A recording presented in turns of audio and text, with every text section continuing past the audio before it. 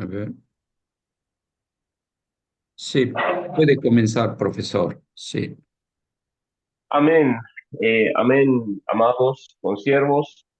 Me gustaría, ahora que estamos comenzando esta clase de esta noche, me comenten un poquito qué les ha parecido la lectura de las páginas 86 al 112 de, de nuestro libro. Quisiera saber si han tenido la oportunidad de leerlo. Hoy estoy muy orgulloso de algunos alumnos que, aunque ya no tienen el requerimiento, la exigencia de presentar tareas, lo mismo lo hacen y eso habla muy bien de ellos. Así que les bendigo. Me gustaría escucharles. Marilyn, Porfirio, Alberto, López, Guimera, Leonardo, que me puedan un poco compartir si han tenido la oportunidad de leer antes de ya pasar a la, a la materia, digamos.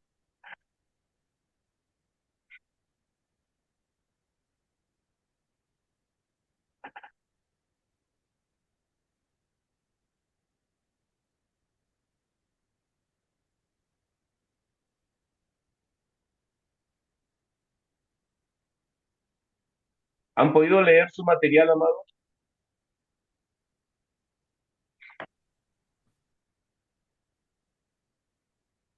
Me gustaría que puedan Sí, prender sus cámaras, si es eh, posible, hermanos. Así podemos interactuar y les doy el rostro, por favor. Eh, sí, yo Pastor Gabriel, estuve leyendo bastante, muy interesante. Me quedé un poco atrás en la lectura, pero la verdad que bastante interesante. Si bien la primera parte del libro era un poco incomprensible, con muchas vueltas, ¿no es cierto?, para el resumen más que nada, esta parte está bastante interesante. Algunos puntos de vista en los cuales el autor está tratando de traer, ¿no es cierto?, algunas revelaciones o algunas cuestiones, como por ejemplo el tema de la muerte, la resurrección, el Edén, la víbora, la simiente y otras cosas, ¿no es cierto? Me pareció muy interesante los distintos puntos de vista, ¿no es cierto? Y bueno, sigo con la lectura, estoy un poquito más atrás, pero estoy con la lectura, sí, sí. amén. Tenemos que entender que, como lo dice el profesor Pablo, eh, Gerhardus Voss eh, era una persona muy brillante y hizo un trabajo realmente excelente. Entonces, tratar de analizar un poquito el pensamiento del doctor Voss, al principio resulta un poco complicado, pero en la medida que vayamos avanzando en nuestra materia, yo quiero creer que ya vamos teniendo más o menos un panorama de lo que es la teología bíblica y por sobre todas las cosas, ¿verdad? Hacia dónde eh, el Señor nos está llevando a través del estudio de esta materia. Así que me alegro que sea un poco más digerible. La idea es esa, ¿no? Que seamos ministros competentes, que podamos nosotros presentar delante del Señor, ¿verdad? O presentarnos delante del Señor como como obreros aprobados, que no tienen nada de qué avergonzarse. Ok. ¿Algún otro que tenga algo de compartir? Damos lugar a uno o dos más y ya arrancamos con la materia. Hoy empezamos nosotros la lección 4, ¿ok? Vamos a hablar de la revelación en la monarquía y en los profetas. Acuérdense que nuestra materia se llama teología bíblica, ¿ok? Y nosotros estamos viendo cómo Dios, Jehová, es el Dios de la historia, es la historia en acción, ¿ok? Entonces, estamos descubriendo cómo Él, a través de las distintas etapas de la humanidad, ¿verdad?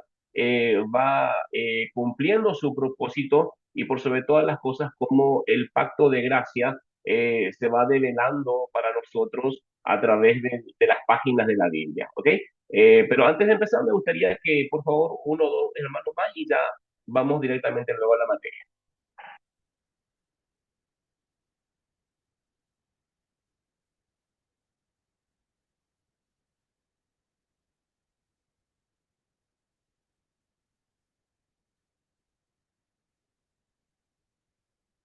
Nadie más. Pastor Leonardo, justo tenés la cámara prendida, hermano. Eh, Sí, hermano, yo vengo de atrás, estoy completando las tareas y esta Sí. lección lo leí, pero no profundicé el tema, Ujú. así que vine para escuchar más que nada.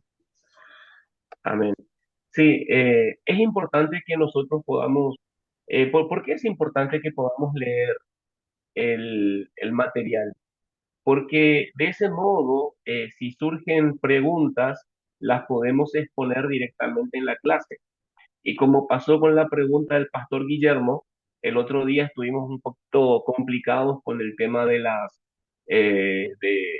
máquinas, nos atrasamos un poquito, ya no hubo tiempo de contestar, pero se le contestó lo mejor que se pudo en el grupo. Entonces la idea, pastores, sé que todos son hombres y mujeres muy ocupados. O sea, yo mismo soy una persona que tengo muchísimos compromisos al igual que ustedes, pero yo creo que ustedes se merecen una buena clase, se merecen una materia bien desarrollada y eso requiere de mí mucho tiempo también. Entonces, yo creo que como siervos del Señor tenemos que estar dispuestos a entregar lo mejor, ¿bien? Entonces hay que esforzarnos por tratar de seguir el ritmo más allá de nuestras propias actividades, ¿verdad? Porque la idea es que podamos terminar la materia la primera o la segunda semana de junio, ya teniendo un panorama amplio y bien establecido de lo que es la teología bíblica. ¿Mm? Eh, Así que yo les animo, amados hermanos, yo mismo cuando en la primera clase ustedes se acordarán que yo no sabía, nunca hice presentaciones en PowerPoint. Eh, Siempre las hice de manera oral, ¿verdad? Sin necesidad de PowerPoint, pero hoy lamentablemente por internet es prácticamente imposible dar una buena clase sin tener algún tipo de ayuda visual o algún tipo de mapa mental que uno pueda seguir a través de un PowerPoint. Entonces, en cada clase ustedes se van a fijar que me he estado esmerando en presentarles unas visuales de mejor calidad. Pues bien, nosotros como siervos del Señor tenemos que procurar ir esforzándonos en estudiar, en leer, en aprender, porque es la forma en que nosotros luego vamos a tener autoridad para poder exigir a los hermanos en la congregación de que también se esfuercen, ¿ok? Tenemos que nosotros mostrarles el camino. Bien, si no hay nadie más, vamos a la clase, amados hermanos, ¿ok? ¿Estamos bien? Bien. Entonces, el tema de esta noche es la lección 4, la revelación en la monarquía y en los profetas. Si ustedes se acuerdan, nosotros en la semana anterior estuvimos, eh, ¿cómo les puedo decir? Em, Estuvimos eh, aprendiendo acerca de la, la revelación en la ley mosaica, ¿ok? Entonces, eh, vamos a ver un poquito. A ver, ahí. Muy bien. Entonces, primero que nada, vamos a hacer un pequeño resumen de la semana pasada. Nosotros hemos visto hasta ahora eh, tres estudios bíblicos, tres clases, perdón. La primera clase era de los pactos, ¿se acuerdan? Adán, Noé, Abraham. Y en esa primera lección nosotros abordamos el inicio de la revelación con los patriarcas. Allí nosotros entendimos que Dios se dio a conocer en relación por medio de pactos que revelan su carácter redentor y apuntaban hacia el cumplimiento de Cristo. ¿Se acuerdan que hemos aprendido que nosotros como siervos del Señor tenemos que aprender a encontrar a través de la escritura, no aquella imagen de Cristo, pero no de manera artificial como hacen muchos en la actualidad, tristemente, ¿no? En la segunda lección, nosotros aprendimos acerca del pacto patriarcal y la simiente mesiánica. ¿Se acuerdan, no? Ahí estudiamos el desarrollo del pacto de gracia en el linaje patriarcal. Aprendimos que la genealogía bíblica no es un mero hecho o dato histórico, sino una línea escatológica de promesa en la que Dios preserva y proyecta su simiente mesiánica. En la lección de la semana pasada, nosotros aprendimos, ¿verdad? La mosaica y la pedagogía del pecado, porque nos centramos en la revelación mosaica, donde la ley y el culto se organizan alrededor de un pacto nacional con Israel. La ley no es una vía de salvación, sino una pedagogía que revela el pecado y anticipa la necesidad de un redentor. Eso vimos nosotros la semana pasada, ¿ok? Entonces, nosotros ahora vamos a empezar en esta cuarta clase hablando acerca de la revelación en la monarquía y en los profetas, ¿ok? Entonces, la profecía intensifica el mensaje del pacto de gracia. Yo quiero que en la medida en que nosotros avancemos en nuestra materia, se van a dar cuenta que de tanto en tanto yo suelo repetir de manera esporádica frases que de repente ya nos van resultando familiares, ¿no? Y parece reiterativa alguna frase o alguna línea. Esto está hecho totalmente a propósito, hermano, porque la idea es que nosotros podamos, al culminar la materia, poder tener bien claro lo que significa la teología bíblica. ¿Comprendemos? Entonces, es muy importante. A mí me gusta mucho el doctor Eduardo Tatangelo, que tiene una dinámica muy interesante cuando enseña. Él suele decir, hermanos, por favor, nunca se aburran de los versículos trillados y de la repetición. Hay versículos que uno los repite ya de memoria y ya parece que no significa nada. Volvamos a los versículos trillados y repitamos aquellas consignas, frases, datos, información, textos, ¿verdad? Que pueden servir para nuestra edificación. Es una regla, por ejemplo, que usaba mucho el apóstol Pablo, ¿no? Vieron que él decía continuamente, yo no tengo problema en repetirles a ustedes una y otra vez las mismas cosas porque a mí no me molesta y a ustedes les hace bien. Bueno, esa es la dinámica. Entonces, yo quiero que entendamos que la teología bíblica no es una colección de doctrinas, ¿ok? Sino que es una historia de revelación orgánica, progresiva, donde Dios actúa e interpreta sus propios actos. En este panorama, amados consiervos, los profetas tienen un rol único. Acuérdense que el Señor se viene revelando primero a los patriarcas, luego se revela a través de la ley y ahora encontramos que Él se revela a través de los profetas, ¿ok? Y paréntesis, ¿no? Nosotros tenemos que hacer una distinción importante entre lo que es un profeta bíblico y lo que hoy se presentan muchas veces en las iglesias como personas con el ministerio profético, con el don profético, en fin, que lamentablemente en un 99,9% de las veces no tienen nada que ver con el profeta bíblico, ni antiguo ni neotestamentario. Ahora, volviendo acá, el profeta tiene un rol único porque conecta la historia pasada con la esperanza futura. y lo hacen los profetas dentro de un hilo conductor que atraviesa toda la escritura. Y lo voy a repetir desde la primera hasta la última clase, amados hermanos. Es el pacto de gracia. Entonces, la profecía, ¿qué es lo que hace? Intensifica el mensaje del pacto de gracia. Y por otro lado, la profecía o el profeta conecta la historia pasada con la esperanza futura. Entonces, desde Génesis capítulo 3, versículo 15, el pacto de gracia ha sido la columna vertebral de la revelación.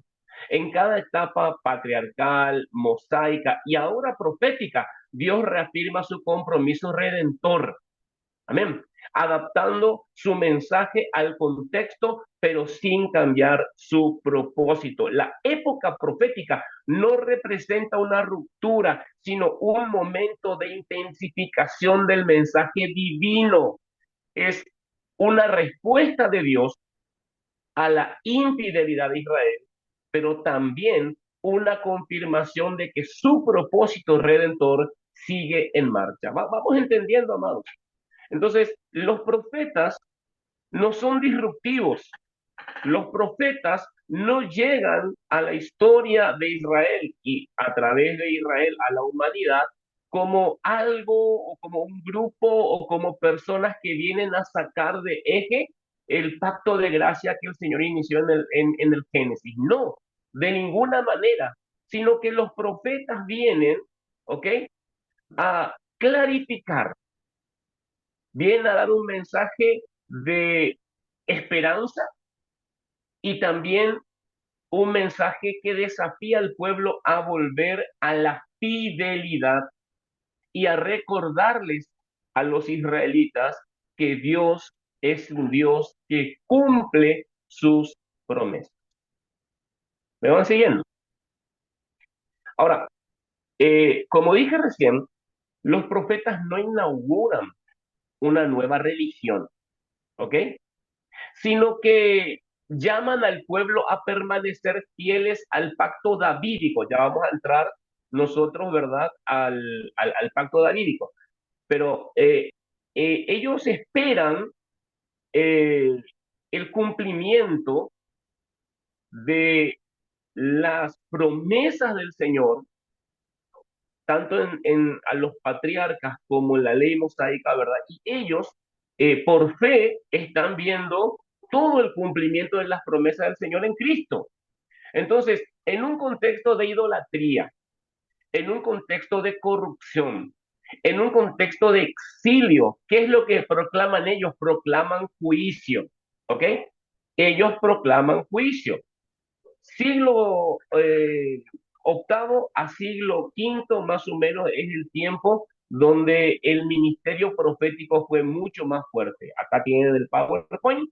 Corrección, corrupción, idolatría y exilio era más o menos la carta corriente dentro de la cual tenían que navegar los profetas en el Señor. Entonces, esto es muy importante. También nos sirve a nosotros en la actualidad, amados, haciendo un poquito un paralelismo con los pseudo profetas de la actualidad. Y es el hecho de que el profeta bíblico tiene dos funciones. Número uno, denuncian el pecado, ¿ok? Y número dos, anuncian la fidelidad de Dios. ¿De qué manera? Llamando al arrepentimiento. Entonces, en el Antiguo Testamento, el profeta del Señor cumplía dos funciones, ¿ok? Denunciaba el pecado y llamaba al arrepentimiento anunciando la fidelidad de Dios. Entonces, en ese contexto, ellos proclaman juicio y al mismo tiempo ellos proclaman esperanza en este pacto de gracia. Por eso, el doctor Voss tenía, ¿cómo les puedo decir? Este pensamiento, ¿no? Que la profecía es la conciencia espiritual del pacto, ¿ok? Este papel se manifiesta particularmente en un contexto histórico difícil. Recién vimos esto en en la diapositiva anterior, que los profetas eh, trabajaron más activamente entre los siglos octavo al quinto antes de Cristo, en medio de todo lo que ya venimos hablando, ¿no? Invasiones extranjeras, exilio, no sé, bueno, corrupción, idolatría, bueno, y encima, peor todavía, ellos tenían que profetizar en reinos divididos, porque estaba en el sur el reino de Judá y en el norte el reino de Israel. Y vivían bajo amenaza asiria y bajo amenaza babilónica, y aún así estos profetas seguían diciendo que Dios era gobernante de la historia. ¿Mm? Entonces, acá hay un término clave, la palabra Naví, que significa vocero divino o que no habla por sí mismo, sino que comunica la voluntad de Dios. Literalmente, la palabra Naví significa el que es llamado. Entonces, el profeta no comunica su propia voluntad, ¿ok? Sino que es una persona que se le alinea perfectamente a la naturaleza de la revelación de Dios. Vuelvo a repetir, allá en la página 88 de nuestro libro de cabecera, el doctor Voss dice que la profecía es la conciencia espiritual del pacto. Entonces, la revelación en tiempos de la monarquía y los profetas se enmarca dentro del hilo del pacto de gracia, porque la profecía, vuelvo a reiterar, no introduce algo nuevo, sino que profundiza la alianza establecida por Dios. Yo tengo acá algunas preguntas que me gustaría eh, compartir con ustedes y me gustaría así que interactuemos, amados, de tal manera a también poder evacuar dudas, ¿no? Hay un par de preguntas acá. Eh, ¿Por qué profetas en el caos? ¿Qué opinan ustedes? ¿Por qué Dios levantó profetas en el caos? Venimos viendo que los profetas tuvieron su auge, entre comillas, ¿no? En tiempos históricos convulsionados, no solamente en la nación de Israel, sino que en toda la región. Entonces, ¿por qué? ¿Qué opinan ustedes? Precisamente porque en el caos, en el problema, era porque el pueblo de Israel estaba haciendo lo incorrecto delante de Dios y para poder transformar en caos en corrección, levantó profeta para que el pueblo de Dios volviera al camino correcto de Dios. Ujú. ¿Algún otro hermano? ¿Qué opinas? ¿Por qué Dios levanta profetas en el caos o en medio del caos?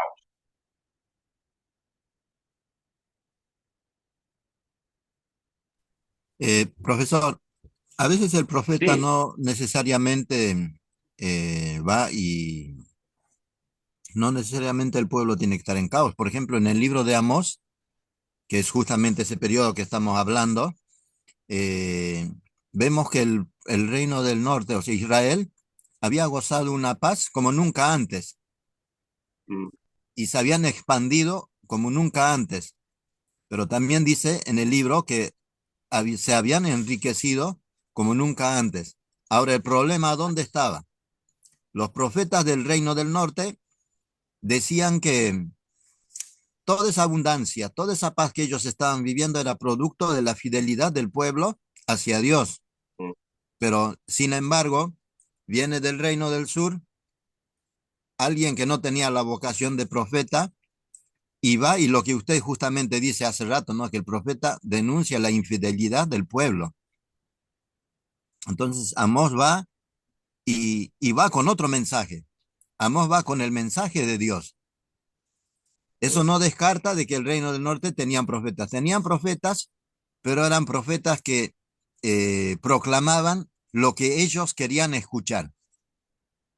Ahora, ahí tenemos un pequeño problema, Pastor Porfirio, y es el hecho de que si bien uno puede económicamente prosperar, mira, justamente hoy estuve a la tarde transmitiendo una pequeña clase de teología en las redes también, y estaba proclamando eso, porque uno muchas veces cree que la prosperidad económica es la solución a todos los problemas, pero uno de repente va a países del primer mundo, entre comillas, ¿verdad? Donde la gente gana fortuna, todos viven bien, todo, y nosotros vemos que lo mismo, las sociedades se caen a pedazos.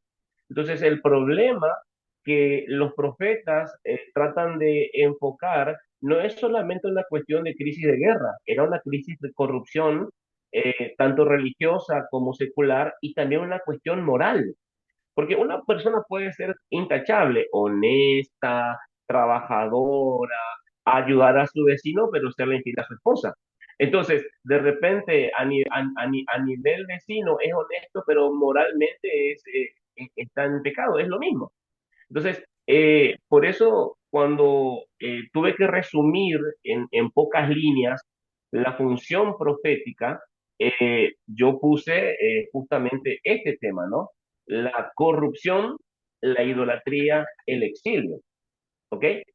Había todo tipo de situaciones en la región y en el país, ¿verdad? Que eh, debían ser abordadas por los siervos de Dios, porque lamentablemente la gente se había acostumbrado a la ley, pero ya no vivía conforme a esa ley que ellos decían, a la cual decían pertenecer. Y ahí está el tema, amados hermanos. Pasa hoy día en las Sí. iglesias cristianas. ¿Cuántos Ujú. cristianos nosotros conocemos que comulgan todos los domingos o los días de reunión, sirven en algún área de la iglesia, son generosos con sus donativos, sus ofrendas y sus diezmos, pero de repente uno ve sus redes sociales o sus relaciones, ¿verdad?, intrafamiliares, ¿verdad? Y son un desastre. Y voy a decir, pero ¿cómo puede ser? Claro, porque han convertido de su fe en una religión. ¿Ok? Y acuérdense que hablamos en la primera clase. Tenemos que definir la diferencia entre religión y revelación, porque la revelación tiene que ver con la comunión que uno tiene con Dios mismo. La religión es una cuestión antropológica, la forma en la que uno se imagina a su Dios, la forma en la que un pueblo, una nación, ¿verdad? Adora a sus deidades, es una cuestión antropológica. Entonces, nosotros vemos cómo los profetas vienen a ser algo así como los reformadores de su tiempo, ¿se entiende? Entonces, sí, yo te creo que el norte gozaba de relativa y temporal paz, ¿ok? Pero moralmente estaban corrompidos al igual que el sur, ¿no? No vayan a Ya. pensar que Amón fue al norte, pero el sur no estaba mejor. No sé si me Claro, explico. no, no estaba mejor. Pero yo me refería a esto, profesor, a que ellos se habían enriquecido a costa de qué? Mm. A costa de la explotación de los pobres, a costa de corrupción y todo eso. Entonces, pero ellos vivían engañados. O sea, ellos vivían engañados en el sentido de que ellos pensaban que estaban bien con Dios, por eso Dios los había prosperado, por eso se habían expandido territorialmente y por eso también Entonces había podemos, paz. Entonces podemos decir, Pastor Porfirio, que de repente Dios envía al profeta para que pueda sacudir la conciencia de los hijos de Dios.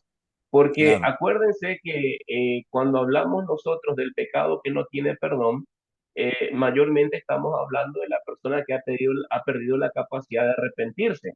Cuando uno no sabe la diferencia entre el bien y el mal, y como dice el profeta, ¿verdad? A lo bueno llama malo y a lo malo llama bueno, la pregunta es de qué se va a arrepentir. Entonces, si no sabe diferenciar lo bueno de lo malo, entonces su único destino es la condenación.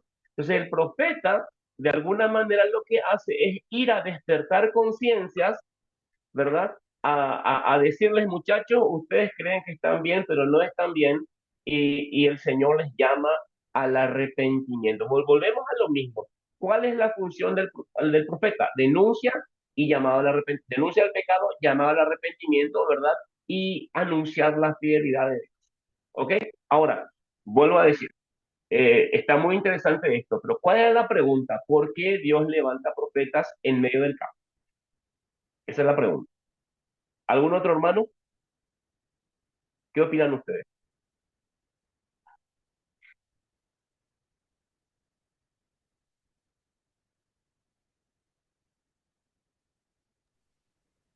Eh, Les voy a... por, por- sí, sí, Sí, por, sí, por sí, lo sí. general. O sea, el profeta, como se dijo ya denunciaba el pecado del pueblo, ¿no es cierto? Primeramente por Israel y después por las otras naciones también. Y denunciaba la idolatría, por ejemplo, al templo, creo que Isaías, no, Ezequiel, bueno, Jeremías también lo relata, que estaban de tener el templo, se jactaban que iban al templo, pero en realidad había corrupción, había abuso, había hasta abusos sexuales, según dicen, ¿no? Había allí a través de los sacerdotes. Entonces el profeta tenía que levantar, a denunciar y denunciar eso, que el hecho de tener el templo no era, o estar en el templo no era suficiente. Había una idolatría hacia el templo, ¿no es cierto? Entonces, en medio del caos, lo que hace el Señor es volver a traer la restitución, o volver a la redención para que el pueblo se vuelva al cumplimiento de la palabra. Bueno, en el libro de Malaquías, cuando habla de los diezmos, todo este tema tan complicado que a veces se utiliza mal entendido, ¿no es cierto?, para que la gente pueda... con temor poner el diezmo, y en realidad está hablando de una relación con Dios, y la relación con Dios es la que de alguna manera provee esta cuestión del bienestar, ¿no es cierto? Leyendo un poquito ahí en el libro, cuando habla de Adán, ¿no es cierto? Bueno, la simiente, la serpiente, las maldiciones de los que está hablando el libro, también un poco ahí el doctor Voss. Yo creo que hay una figura ahí, porque el Edén significa el lugar de placentero, ¿no es cierto? Lugar placentero. Habla del shalom de Dios, que tiene que ver con la relación con Dios.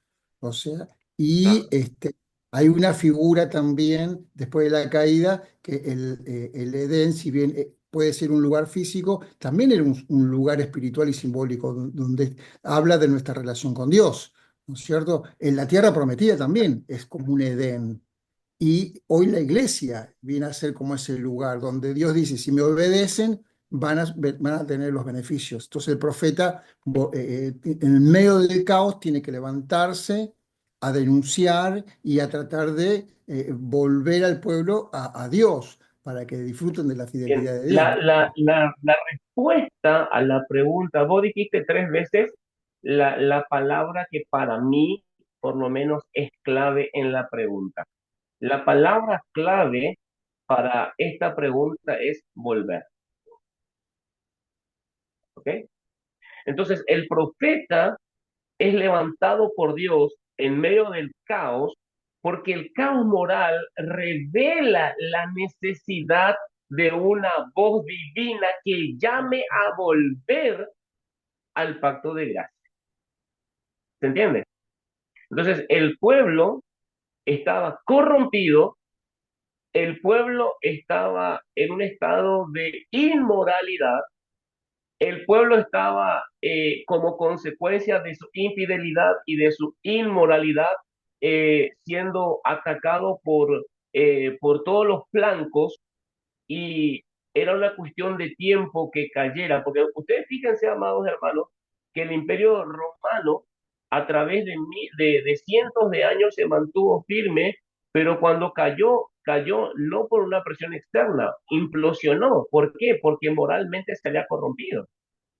Entonces es lo que le estaba pasando al pueblo de Israel. Y lo que hace el Señor al levantar profetas en medio del caos es que vuelvan, ¿no?, al pacto. La siguiente pregunta: ¿qué pasaba con la ley? O sea, nosotros entendemos que el Señor llama, pero estaba la ley, estaba la palabra de Dios, ¿ok?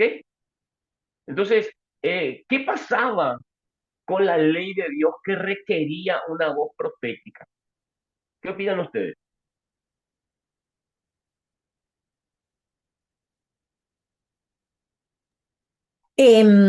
Creo que sería como un recordatorio también, ¿no es cierto? De que, o como una reafirmación de que existía la palabra de Dios y que estaban como dándole la espalda a todo eso, sumergiéndose por ello mismo en un caos.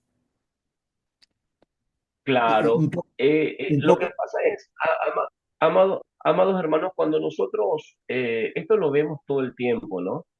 Eh, cuando nosotros éramos chicos, la mayoría de nosotros hemos tenido infancias carenciadas, ¿no? Se comía lo que había, tomábamos mate cocido, de repente el yogur era algo esporádico, alguna comida de nuestra predilección era de los fines de semana o la fecha de cobro, y de repente hoy los chicos en la actualidad no quieren comer la comida, ¿no? En una familia se hacen dos, tres comidas, los chicos son exquisitos, y eso porque por la abundancia. Viven en tanta abundancia que no se dan cuenta, ¿verdad? De valorar aquello que tienen, ¿ok? Nosotros cuando éramos chicos, por ejemplo, nos manejábamos con la ropa que había, era ropa limpia, ropa arreglada, pero no había marca. Los calzados eran calzados económicos, estaban limpios, estaban ordenados y era suficiente. Y hoy, si no tiene una marca de X línea deportiva, no se la ponen. Entonces, eso pasa un poco con el pueblo de Israel, ¿no? Había vivido un tiempo de tanta abundancia que se había olvidado. Por eso la primera pregunta tiene relación con la segunda. El Sí, profeta es eso es lo llamado en que, tiempo de caos, ¿verdad? Para quería, hacer volver. Y el pueblo de Israel había olvidado o había convertido su vida espiritual en simplemente un formalismo. ¿Ok? Pasa en las iglesias hoy, ¿no? Pasa en las iglesias en la actualidad. Uno ve muchas veces como hermanos y uno no sabe muchas veces cómo llamarles la atención, con amor, porque uno dice, pero hermano, o sea, la insensibilidad espiritual y el simple pragmatismo, o sea, lo práctico, digamos, voy, hago, cumplo, vengo, chao, ¿no? Es toda una transacción. Y muchas comunidades religiosas hacen uso de ese formalismo religioso para enriquecerse y ya venden al Señor como un producto de mercancía. Traiga su ofrenda y llévese su milagro, ¿no? Traiga su sobre y llévese su bendición. Venga para aquí y llévese su sanidad. Y es como que estamos vendiendo al Señor al mejor postor. Y es más o menos lo que pasaba con el pueblo de Israel. Habían convertido el tema de los sacrificios en un formalismo. Ay, le engañé a mi Señor, le llevar al fin al templo un cordero y ya está.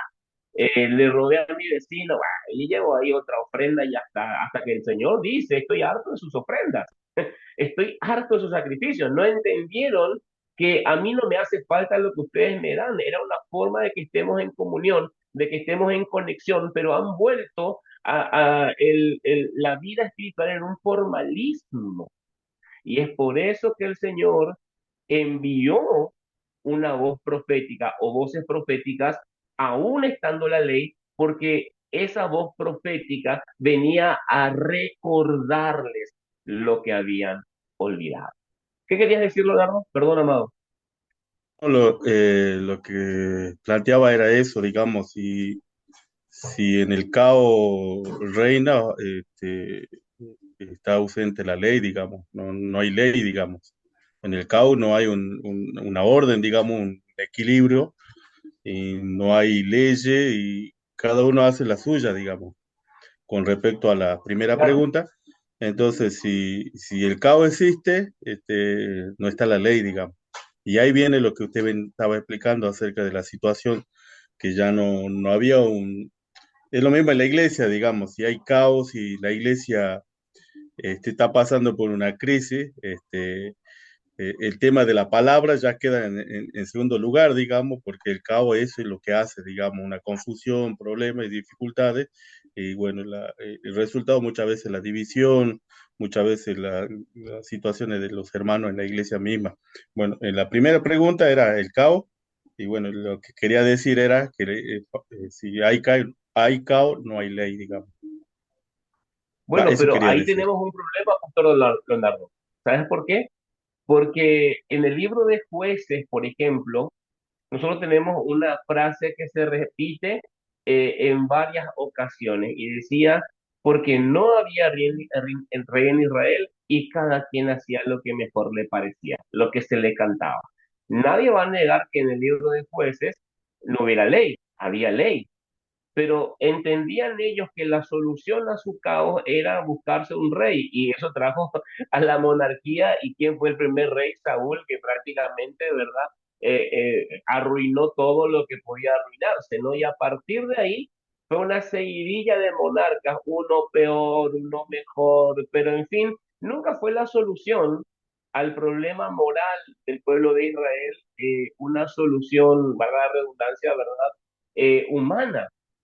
Entonces, había ley, pero ellos habían convertido la ley en simplemente una cuestión ritual, una cuestión cúltica, ¿se entiende? Y no había vida espiritual. Incluso, ustedes recuerden que llegó a tal nivel de indiferencia del pueblo que los templos se cerraron, ¿ok? Ahí en Segunda Crónicas 28, por ejemplo, ya hasta se promovía la idolatría oficial, digamos. Ya era la idolatría desde el gobierno, ¿no?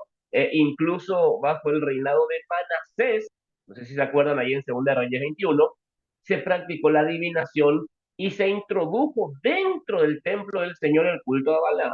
Entonces, los sacerdotes, ¿dónde estaban? Si todo un pueblo eran los servidores del templo, los levitas, ¿dónde estaban ellos? ¿Eran indiferentes o cómplices? Lamentablemente, eran indiferentes o cómplices. Wow. Entonces, el pueblo seguía los rituales externos sin comprender su sentido espiritual. Por eso los profetas fueron enviados por Dios para denunciar el pecado y recordar que la ley es una expresión viva del pacto de gracia. Y la tercera pregunta, me van siguiendo, amados, vamos entendiendo, ¿verdad? Ok, excelente. La tercera pregunta, ¿qué tiene que ver esto con el ministerio pastoral actual? Vamos a hacer un poquito de exégesis, ¿ok? Porque acuérdense que esta materia es teología bíblica, pero lo orientamos hacia lo pastoral, ¿ok? Hacia lo ministerial. Queremos entender cómo el pacto de gracia y la teología bíblica bendicen, edifican y nos ayudan a formar comunidades más sanas.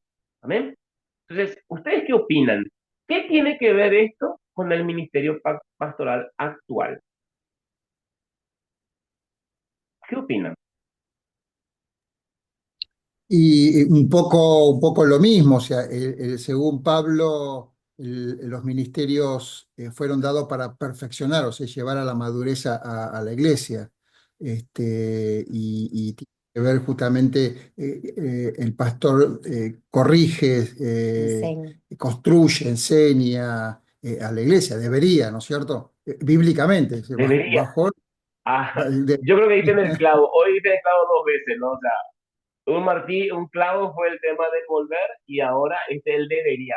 El problema que nosotros vemos en la actualidad, amados hermanos, es que muchas iglesias y muchos ministros olvidan la centralidad del evangelio.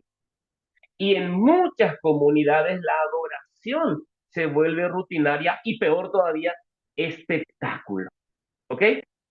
Yo veo muchas veces, bueno, yo estoy en el interior, ¿no? En Tucumán no es tan así, obviamente hay, pero en Buenos Aires es una cosa tremenda, amados hermanos, ver cómo algunas congregaciones parecen centros nocturnos, digamos, luces psicodélicas, luces azules, ¿no? Músicos saltando, la gente gritando, queriéndose sacar fotos, ¿verdad? Tocando a los ungidos. Y digo, no, pará, esto se vuelve un show.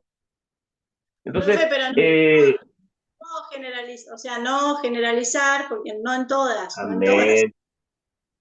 No, no, no, por supuesto, entendemos que somos todos siervos del Señor, somos ministros que estamos formándonos y entendemos que cuando hago este tipo de comentarios, ¿verdad? No estamos, es al revés, yo estoy generalizando, pero no es el total y obviamente no es toda iglesia, eh, o sea, no, pero no podemos negar que en la actualidad, tristemente, ¿verdad? La iglesia, o muchas iglesias, han olvidado la centralidad del Evangelio, ¿no?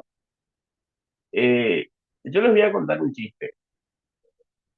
Hace algunos años atrás salió una revista, algunos se acordarán, se llamaba La Chaveta Cristiana, ¿no?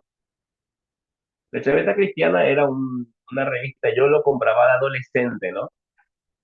Y me encantaba, lo escribió Pablo Giovannini y lo dibujaba Dante Gebel, ¿ok? En uno de los sketches que tenían ahí, cuenta la historia que una hermana se va corriendo, asustada, y se encuentra con Marilyn. Y le dice, Marilyn, ¿qué te pasa, hermana? No, estaba limpiando el templo. Y de repente escucho una voz que decía, yo, en vez de tirar la basura, la escondí bajo el púlpito, porque ya me quería ir. Y de repente escucho una voz que me dice, fulana, te estoy viendo. Y yo me asusté, dice. Y Marilyn le pregunta, ¿y qué hiciste, hermana? No, dice. Por un momento pensé que era el pastor, pero parece que era Dios nomás.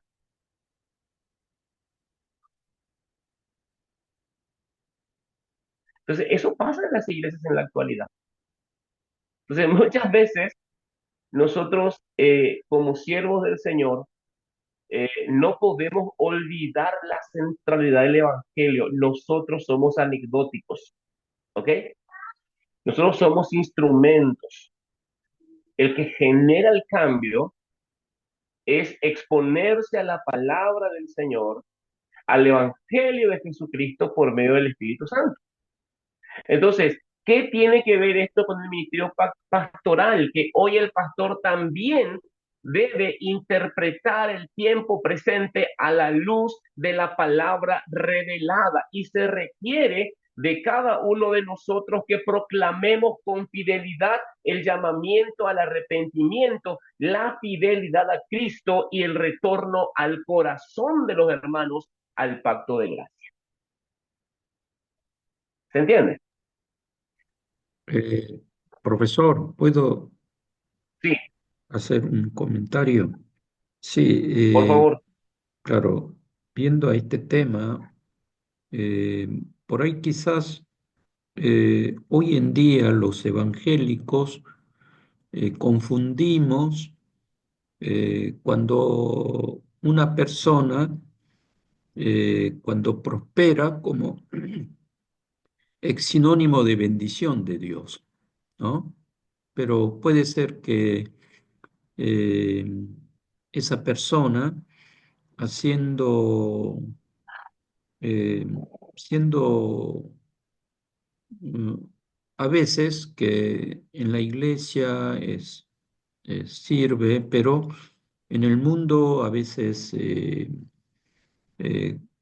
con métodos no cristianos gana mucho dinero, entonces como que le dice que recibió la bendición de Dios, ¿no? Entonces muchas veces identificamos la prosperidad con la bendición de Dios. Entonces, como en tiempo, como decía Porfirio, en tiempo de Jeroboam, en Israel del Norte había prosperidad económica, también había eh, extendido el territorio, pero sin embargo, oh, delante de Dios no era bien visto. ¿M? Todo lo que hacía el reino del norte por eso no lo aprueba, toda esa prosperidad económica y la conquista, ¿no? Entonces, eh, proféticamente allí habla de la idolatría, también corrupción, mucho pecado, mucha injusticia social, y además en Oseas también dice que, y bueno, formalmente iba a la iglesia, hacía ofrenda, pero a su vez su corazón estaba lejos de Dios. Entonces allí habla de esta falta de verdadera espiritualidad, verdadera devoción a Dios, ¿no? Entonces, hoy en día tenemos que tener, creo, cuidado cuando nosotros en la iglesia, en nombre de prosperidad, sí, decimos todo como si fuese bendición de Dios, ¿no? Porque sí, en el Antiguo Testamento la bendición económica como una bendición de parte de Dios, pero en el Nuevo Testamento eh, esta bendición se espiritualiza y Jesús dice, los pobres de corazón, ¿no? Ellos son bienaventurados y después el que da es mejor que el que recibe, ¿no? Entonces, eh, ahora viene un grupo de misioneros en octubre, ellos hacen un campamento para corregir esta, digamos, esta parte económica, ¿no? Entonces, se llama la finanza del rey, ¿no? Entonces, nos enseña bíblicamente en esta parte y después, eh, si tenemos prosperidad, después cómo usar eso, no para mí, sino para los más pobres, enseña a dar, ¿no? En ese sentido, eh, los evangélicos podemos caer como en este tiempo de los profetas, que a veces proféticamente tenemos que despertar al pueblo, ¿no? Al pueblo de Dios, no identificar lo económico oh, sinónimo de bendición, ¿no? Sinónimo de bendición, que hay una bendición espiritual mucho más grande que lo económico. ¿Mm?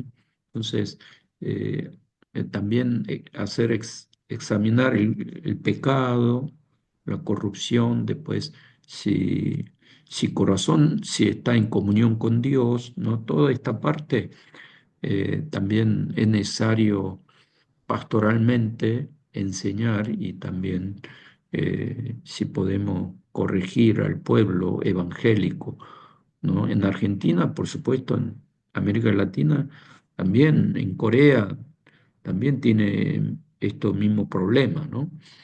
A ver, no sé qué piensan otros pastores. ¿Mm? A ver, Marlene, Yo creo que sí, Yo creo que sí, sí, o sea, la sí. Biblia no descarta que Mm, lo económico o el mm, bienestar mm, tenga que ver con una relación con Dios, obviamente. sí. Malaquías creo que Mm, enfatiza que la mm, economía está en la mm, relación con Dios, en mi sí. progreso con Mm, Lo que pasa es que se tomó, se puntualizó, se dejó mm, de lado lo importante que era Dios, la vida cristiana, el mm, amar, el obedecer, y se puntualizó mucho más en lo económico, ¿no es cierto? mm, mm, Donde tenemos más de una década perdida, donde realmente, lamentablemente, lastimosamente, desde el liderazgo se enseñó que la prosperidad era símbolo de mm, relación con Dios. mm, Entonces, si vos tenías, estabas bien con Dios, y si no tenías, mm, estabas mal con Dios, porque mm, Dios no te bendecía. mm. Un poco, creo que es un poco humanismo, ¿no? Porque Sí, el sí. humanismo Mm, dice, si sos por lo que tenés, y si no tenés mm, nada, no sos nada.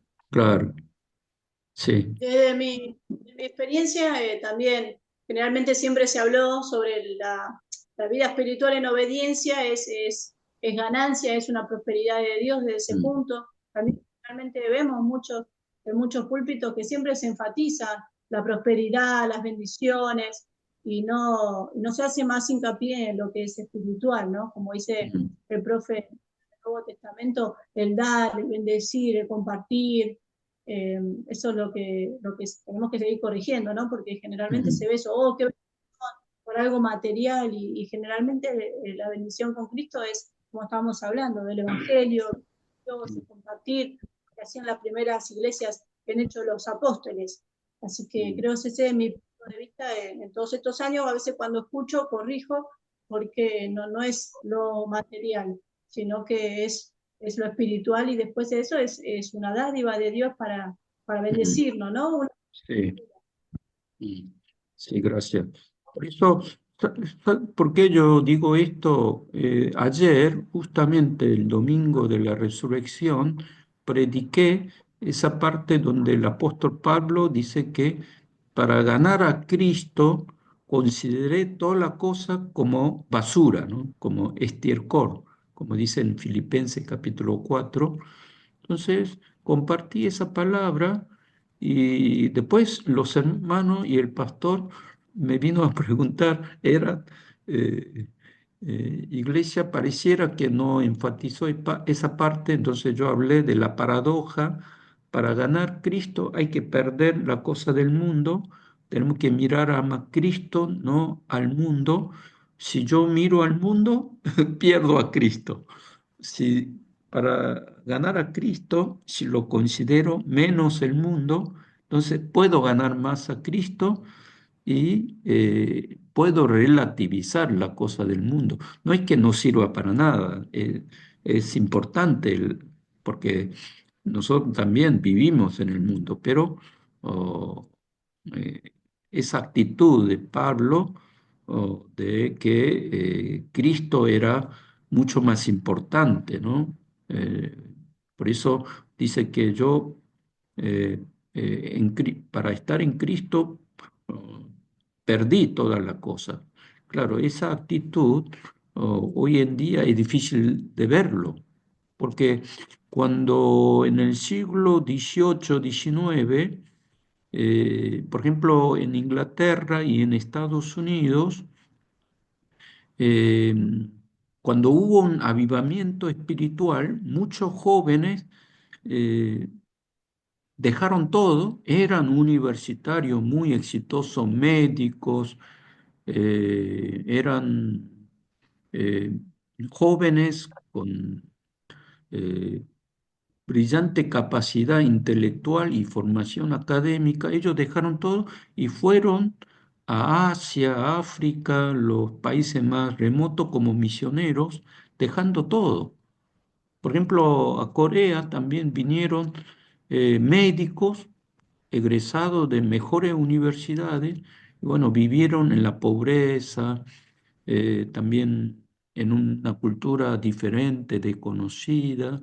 Muchos también murieron por malaria, por enfermedad. Igual consagraron su vida, pero últimamente yo en Argentina no veo esas, digamos, entregas, consagración, porque consideran que la carrera universitaria, después yo ser profesional, te puedes ganar dinero. Eso pareciera más importante, ¿no?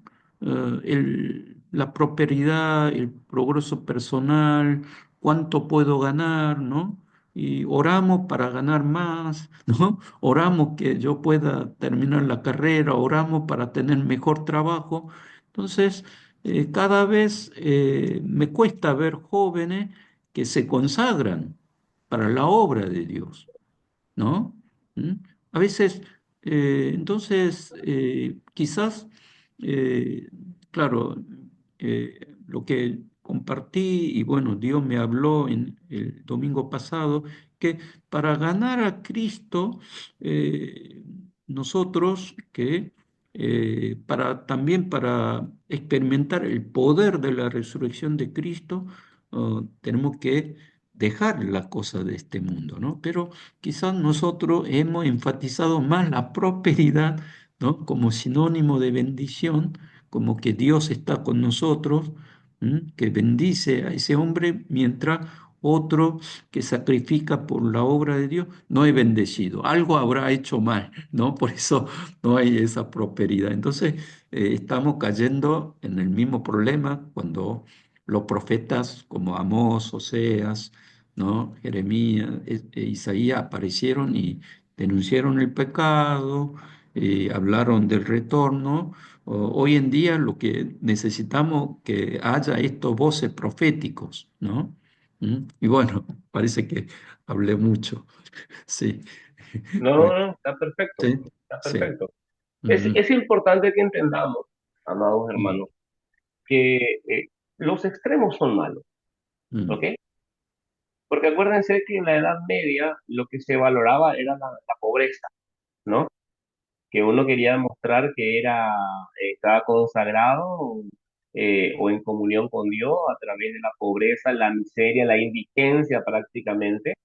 Y hoy vemos el otro extremo, ¿no? De la promoción de la prosperidad. Y yo creo que Dios es un Dios que prospera, ¿ok? Pero definitivamente, bajo ninguna circunstancia yo puedo atribuir la prosperidad material como única señal de estar llenos del Espíritu Santo, porque si no vamos ya a los ochentas, cuando decían que si vos no hablabas en lengua no tenías el Espíritu Santo. Entonces, no, amados, nosotros tenemos que ser esa voz profética que hace que las personas puedan volver a la centralidad del Evangelio, ¿ok? Entonces, la centralidad del Evangelio es arrepentidos porque el reino de los cielos se ha acercado, ¿no? Y llevar la cruz con Cristo. Y ya sea que vivamos o que muramos, que somos del Señor.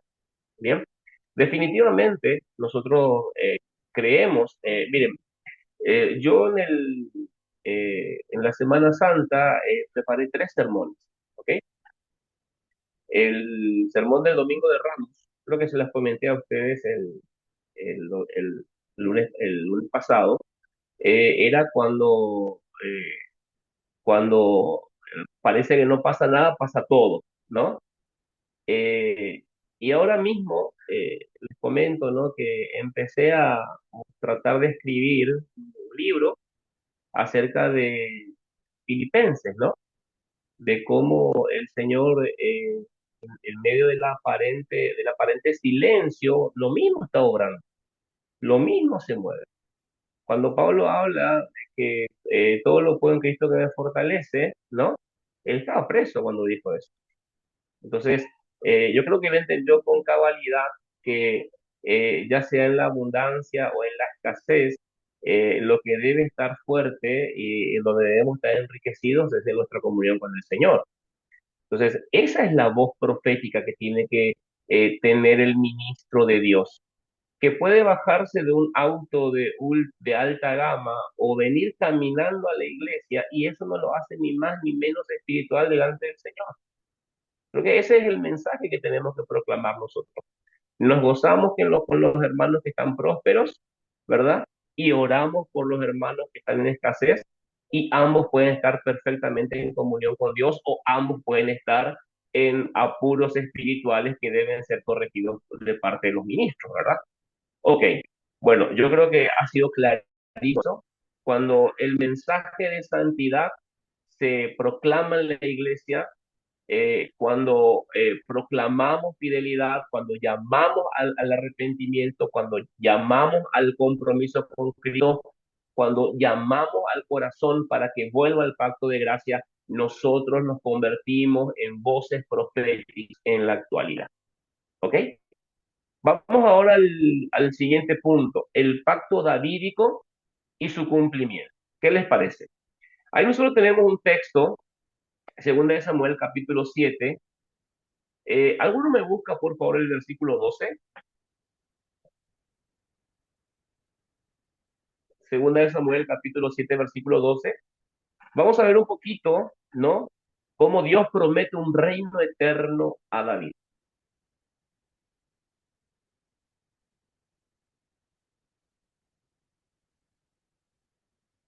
A ver, Marilyn, si puedes leer, hija, por favor. Sí, ahí leo. Sí, por favor. Capítulo 7. Versículo 12. Sí. Y cuando tus días sean cumplidos y duermas con tus padres, yo levantaré después de ti a uno de tu linaje, el cual procederá de tus entrañas y afirmaré su reino. Amén. Entonces, el pacto davídico se establece con el rey David cuando Dios le promete que su linaje reinará para siempre. Amén. Hasta ahí estamos de acuerdo, ¿no? Es lo que dice el texto que acabamos de leer. Entonces, esta promesa, ¿qué es lo que subraya? La centralidad de la descendencia de David en el plan redentor de Dios. Entonces, vemos cómo el Señor primero empieza esta línea del pacto de gracia allá con los patriarcas, luego con una nación a través de la ley y ahora dentro de esa nación a través de un linaje, ¿ok? En este caso, el davídico. La naturaleza del pacto es fundamental, amados hermanos, en la teología bíblica, ya que establece un vínculo profundo entre el linaje de David y el cumplimiento de las promesas redentoras de Dios.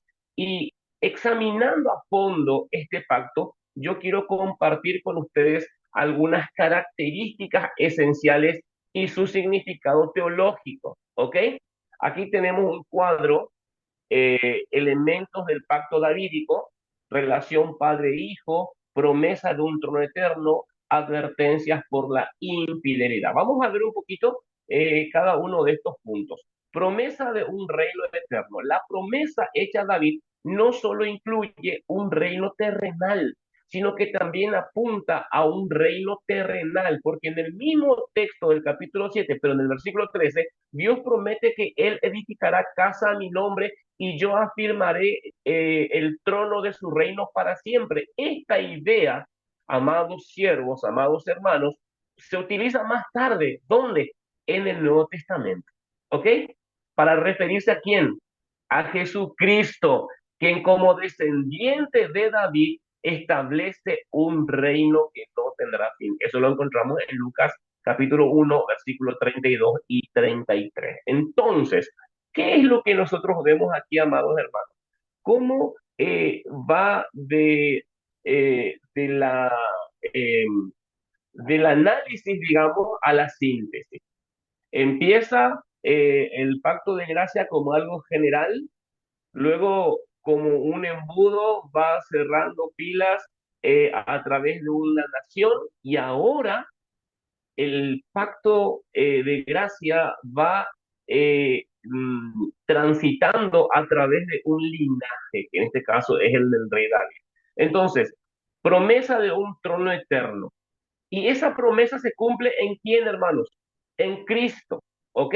Porque el pacto davídico es el precursor del nuevo pacto establecido por Cristo. En los evangelios, Jesús es presentado como, ¿qué dice Mateo 1:1?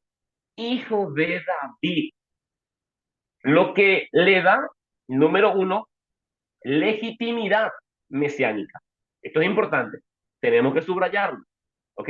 Que digan a Jesús, hijo de David, lo que le está dando es legitimidad mesiánica y una conexión con la promesa de la realeza eterna que Dios le hizo a David ahí en 2 de Samuel capítulo 7. ¿Me van siguiendo?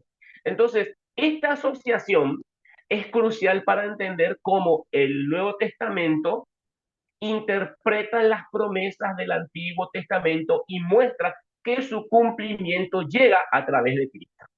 Se dan cuenta que cuando hacemos este trabajo, cuando hacemos esta línea, ¿cómo les puedo decir?, del pacto de gracia, nosotros relacionamos a Cristo desde Génesis hasta el Nuevo Testamento, ¿verdad? Pero no lo hacemos de manera artificial.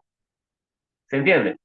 Entonces, nosotros vemos la promesa de un reino, el cumplimiento en Cristo y el punto número 3, ¿verdad? La dimensión familiar y comunitaria, o sea, las advertencias por la infidelidad.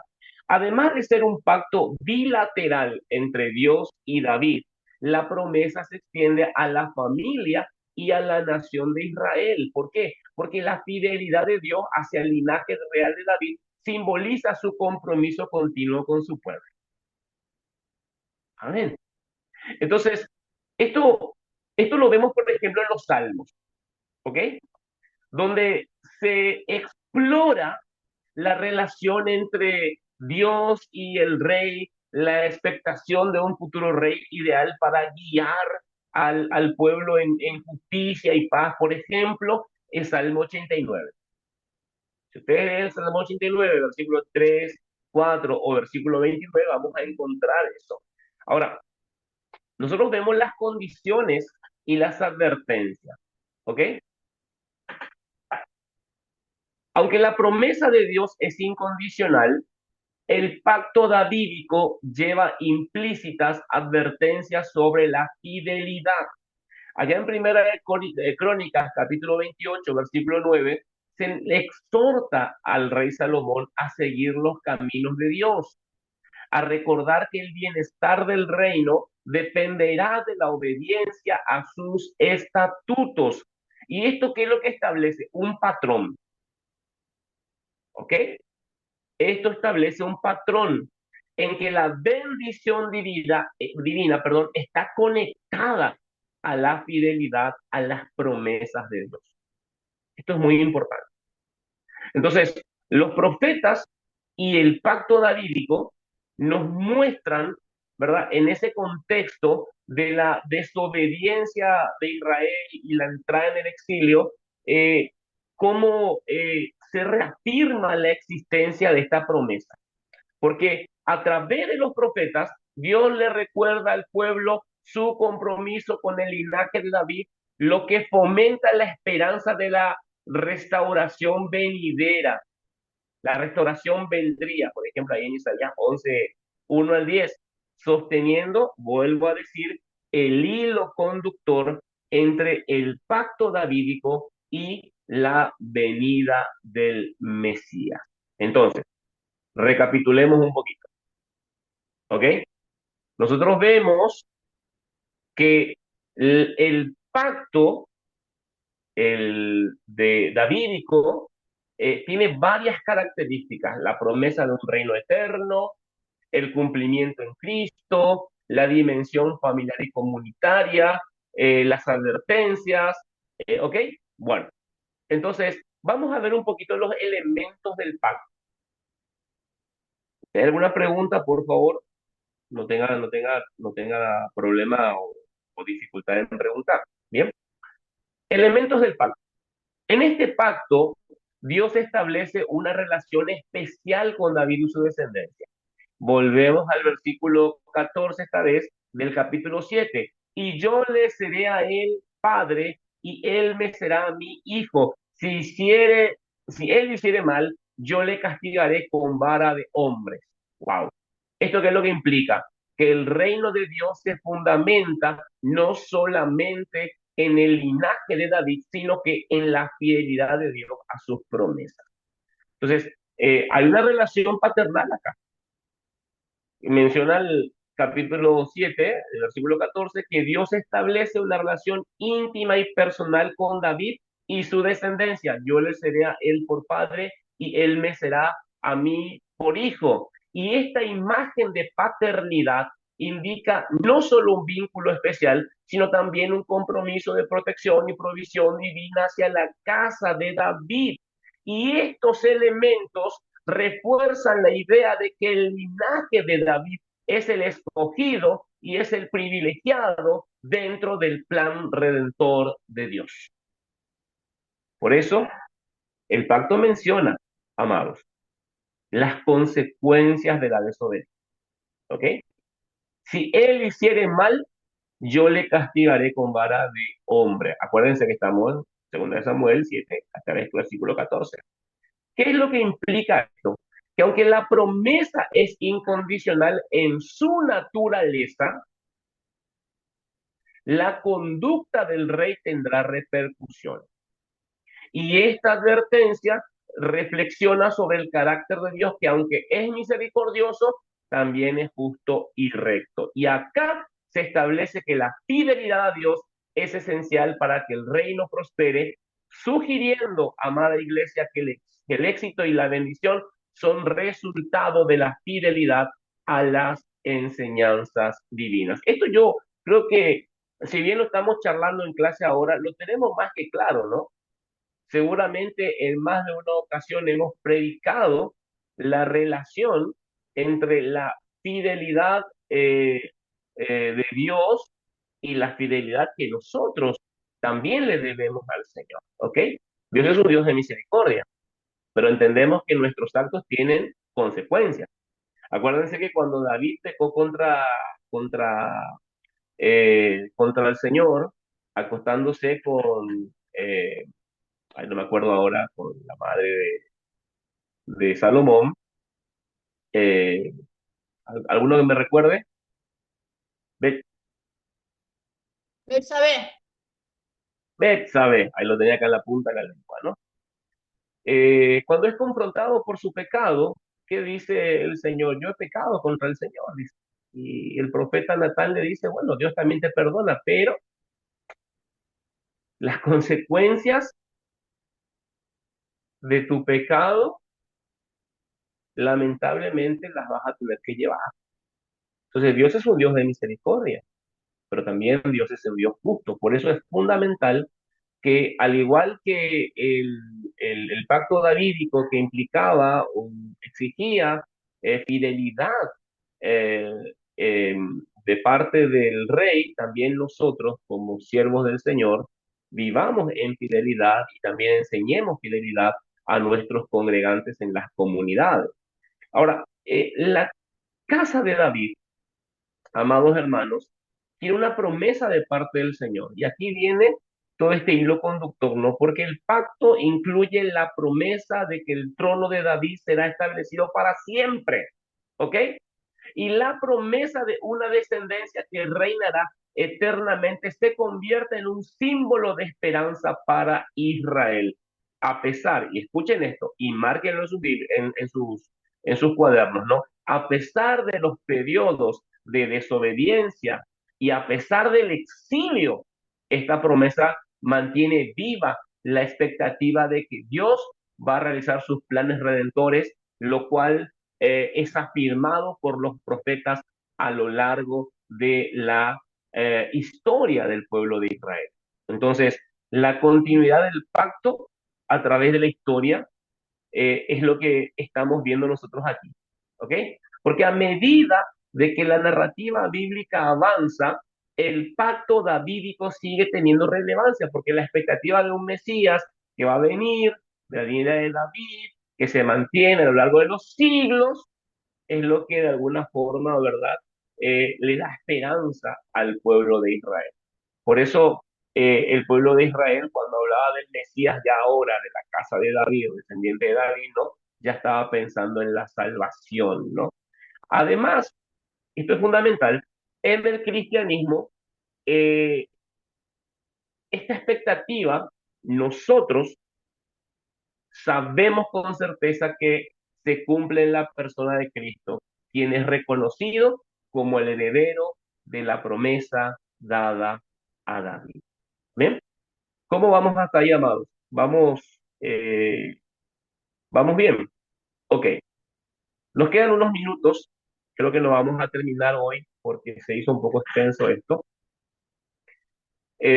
Vamos a ver un poquito el cumplimiento, ¿no? En Cristo. Cristo establece un reino espiritual y eterno. La culminación de este pacto se encuentra en Lucas capítulo 1, versículos 31 y 32. Me encanta cómo nosotros vamos transitando de manera cada vez más sencilla, comprendiendo cómo el pacto de gracia atraviesa toda la Biblia y nos encontramos de Génesis pasando por Abraham, Moisés, David, los profetas, con Cristo en Lucas capítulo 1, ¿no? ¿Quién me lee el versículo 31 y 32, por favor? Yo lo tengo aquí, ¿no? Pero me gustaría que así podamos un poco participar todos. Lucas 1, 31 y 32.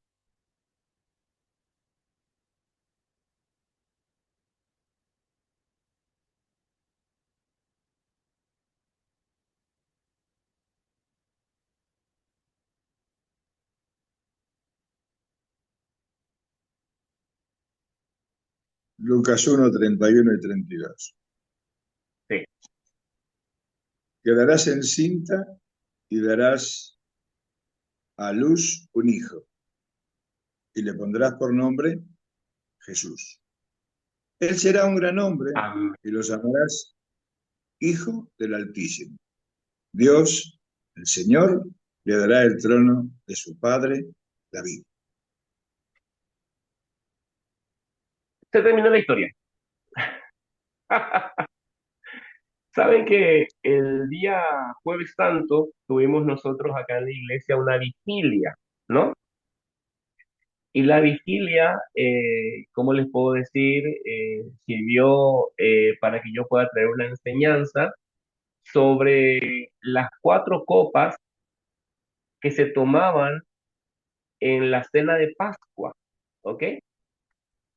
Y también hablamos de que Cristo eh, les había dicho a los discípulos que su tiempo se había terminado, ¿ok? Entonces, eh, él, cuando leemos los evangelios, vemos que él en varias ocasiones se escabulló de sus detractores, ¿no? De los que lo querían encarcelar, de los que lo querían eh, matar, bueno, los que lo querían apretar. Y en varias ocasiones leemos nosotros, ¿verdad?, que el Señor se libraba porque su tiempo no había llegado. Pero acá Él dice, mi tiempo se cumplió. Y el sermón del jueves fue, se acabó el tiempo. Y hablamos un poquito cómo en Cristo se cumple, ¿ok? Como hijo de David, como descendencia de David, la promesa de un reino eterno y la restauración del pueblo. ¿Mm? Son las 22:33, nos quedamos sin tiempo, es muchísimo lo que tenemos por... No miento esto, es muchísimo. Eh, Vamos a continuar la próxima semana, ¿les parece? Sí me gustaría que leamos la parte final a modo de cierre, oramos y ya le entregamos al pastor Pablo, ¿les parece? ¿Ok? A ver un poquito. Nos queda bastante, les aviso, pero la idea es que podamos comprender bien. ¿Hay alguna pregunta, hermanos? Pastores, siervos. Podría decir las páginas, igual más o menos ya no, nos ubicamos, pero así. Nosotros vamos a leer ahora desde la página 113 más o menos hasta el 180 es lo que nos toca leer. Igual yo les voy a pasar bien en la semana. De todos modos, nosotros todavía no avanzamos de esta lección 4, ¿no? Eh, Se va haciendo un poquito más extensa. Yo lo resumí lo que más pude, hermanos, pero es imposible porque nos perdemos mucha información valiosa. Entonces, vamos a hacerlo en 2 partes. Así que, Marilyn, yo te sugiero, al igual que el resto, que nos enfoquemos esta semana en la página 86 al 112 de vuelta. Bien, vamos a leerla. Hagamos anotaciones. Si hay preguntas o dudas, lo hacemos ahí, porque la semana que viene terminamos con esta lección 4. ¿Qué les parece?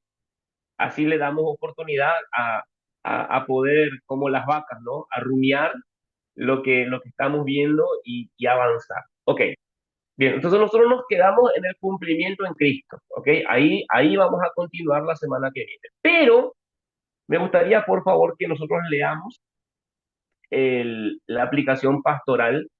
Entonces se dieron cuenta que en cada una de las lecciones, al final de cada lección, yo dejo una aplicación pastoral, ¿ok? Porque vuelvo a decir, es una materia ministerial. La idea es que nosotros podamos usar toda esta información, esta capacitación en nuestros ministerios en las congregaciones. ¿Ok? Bien. Entonces, vamos al último punto acá de la aplicación, vivir con esperanza. ¿Ok?